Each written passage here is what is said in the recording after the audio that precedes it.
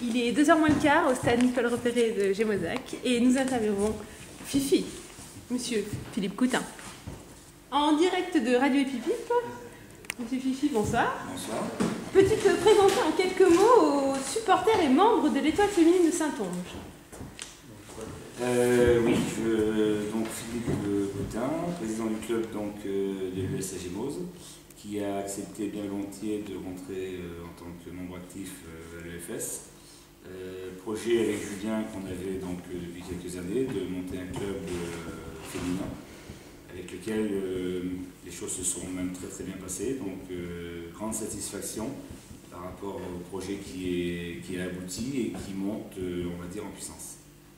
Pourquoi cet investissement dans le football féminin? Parce qu'on n'en parle pas assez. Je trouve que le football masculin, justement, est un foot de macho. Malheureusement, on va dire à la télé, on ne voit pas assez de matchs d'équipes féminines. On parle toujours de l'Olympique Lyonnais, qui a une équipe féminine qui monte assez haut. Et justement, c'est bien dommage de ne pas parler d'autres clubs. Et pourquoi du football amateur? Le football amateur, pour moi, c'est malheureusement pas assez renommé. Et je pense que c'est l'avenir. Et c'est un autre état d'esprit. Je l'avais dit en début de saison, quand on m'avait nommé à un match avec l'équipe A7. Donc j'avais été à Rouen et j'avais trouvé un état d'esprit, mais ça n'a rien à voir, quoi. Les filles, rien à voir avec les garçons, ça descend les affaires, ça prend les gourdes. Moi j'avais juste à fermer le camion le jour-là, j'ai rempli la feuille de match, c'est tout ce que j'ai fait, quoi. Donc voilà, c'était que du bonheur. Alors, président depuis quelques années à l'US Gémose? Oui, depuis 2006, le 30 janvier 2006 exactement, la Saint-Martin. Oh là, c'est la fête à ma soeur. D'après toi, pourquoi la commune et le club de Gémozac a tardé à mettre en place une équipe féminine?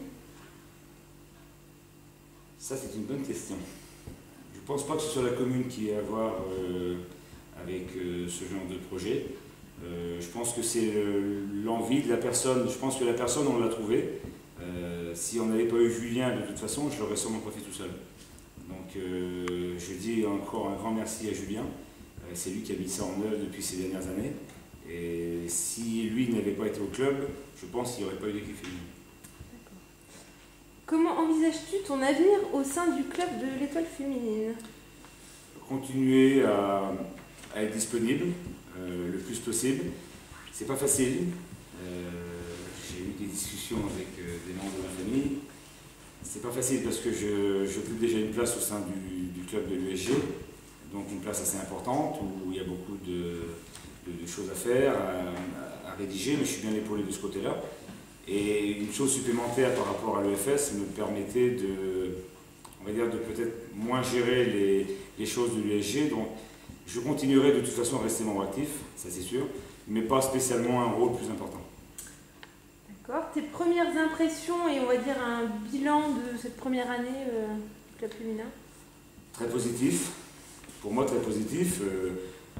Même pas de déception, hein. On remettra toujours en valeur ce match contre les Cherbourg-Niortais. Je parle de la Coupe Centre-Ouest, pas de la Coupe de France.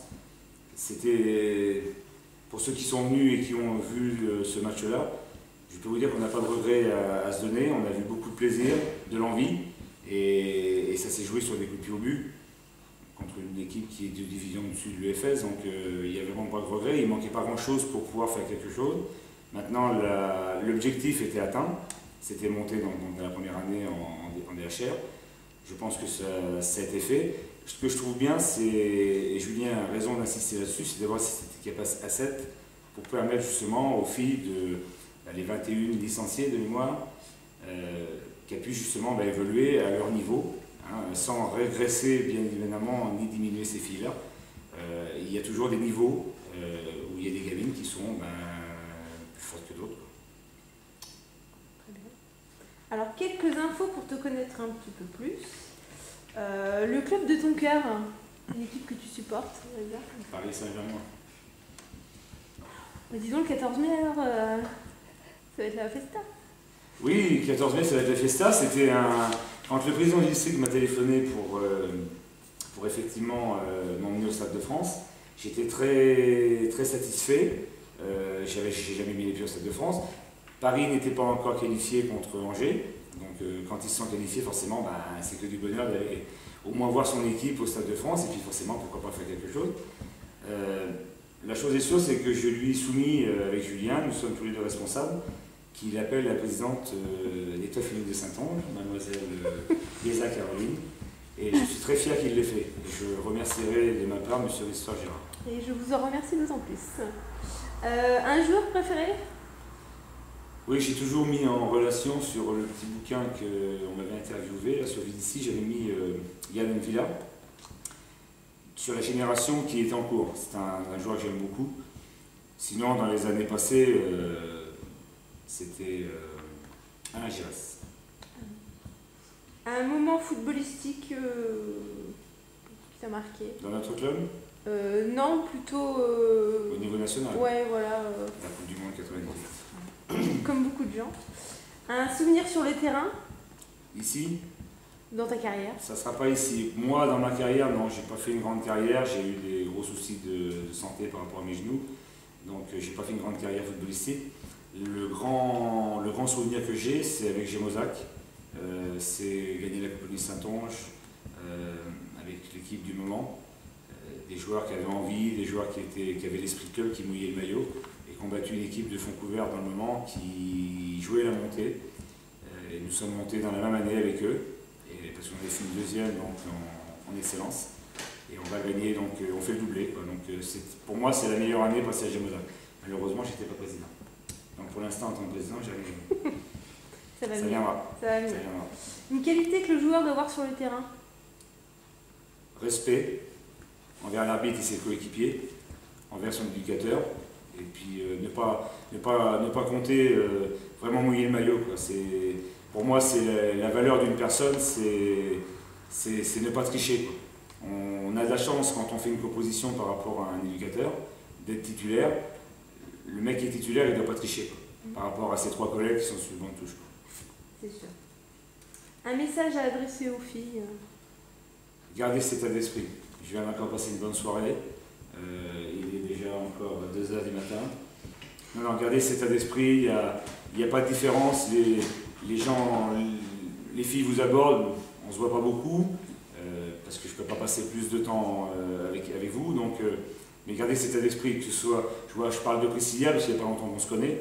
Et je vois, voilà, il y a des échanges comme ça qui font que c'est que du bonheur, quoi. Les gens ne sont pas fiers, comme je le disais tout à l'heure, c'est un autre état d'esprit. Les filles ne se regardent pas marcher. Tout à fait. Juste une question comme ça, sais-tu quel événement va marquer le football féminin cette année?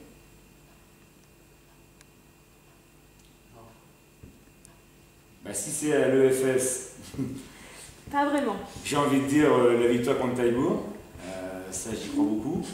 Après j'ai envie de parler peut-être je crois qu'il y a la Champions League, c'est la Coupe du Monde peut-être alors, oui, peut-être demain. Non, j'ai pas tout suivi. C'est la Coupe du Monde qui aura lieu fin juin en Allemagne. Bon, voilà. Mais il y a aussi Lyon qui est en Et finale de la Champions League féminine. Eux, je l'avais entendu, je l'avais suivi. Ouais. Voilà. Mais pas la Coupe du Monde féminin, je l'avais zappé. Merci Fifi. Mais merci à vous et bonne fin de saison et à très bientôt. De rien. Salut. Merci.